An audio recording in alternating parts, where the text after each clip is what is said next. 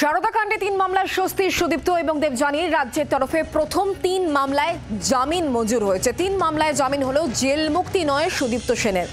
রাজ্যের তরফে প্রথম 3 মামলায় জামিন মঞ্জুর হয়েছে, তবে এখনই জেল মুক্তি নয়। আমরা বিষয় নিয়ে আরো জানবো, কথা বলবো। বিক্রম আমাদের সঙ্গে রয়েছেন, প্রতিনিধি টেলিফোন লাইনে। বিক্রম, কি খবর পাওয়া যাচ্ছে বিষয়? দেখো, সারদা কাণ্ডে রাজ্যের তরফ থেকে দায়ের করা প্রথম মামলা, অর্থাৎ কলকাতা পুলিশের তরফ থেকে হেয়ার স্ট্রিট থানায় যে মামলা তদন্ত করা হয় এবং রাজ্য পুলিশের তরফ থেকে বা কলকাতা পুলিশের তরফ থেকেই এই মামলাগুলি তদন্ত করা হচ্ছিল। এবং সেক্ষেত্রেই তোমাকে যেটা জানাবো যে মূলত সুদীপ্ত সেন এবং দেবযানী মুখার্জির বিরুদ্ধে এই প্রথম মামলাগুলিতে, অর্থাৎ 3টি মামলাতে, যেখানে বলা হয় যে অপরাধমূলক বিশ্বাসভঙ্গ এবং অপরাধমূলক প্রতারণার অভিযোগ আনা হয়।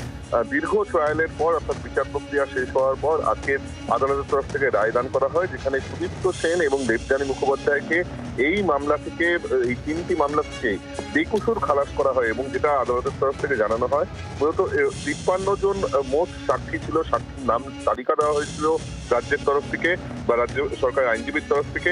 সেক্ষেত্রে মাত্র 15 জন শুধুমাত্র সাক্ষ্য দিয়েছেন এবং তারা যে সাক্ষ্য দিয়েছেন সেই সাক্ষ্যে আপাততভাবে যে অভিযোগগুলি রয়েছে সুদীপ্ত সেন এবং দেবযানী মুখোপাধ্যায়ের বিরুদ্ধে তা কিন্তু কোনো রকম ভাবেই প্রমাণিত হয়নি।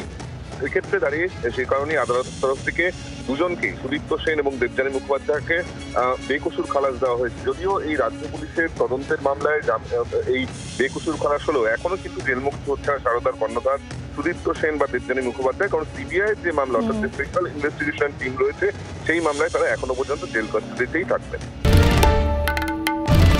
বাংলার আওয়াজ, বাঙালির আবেগ, জি 24 ঘন্টা।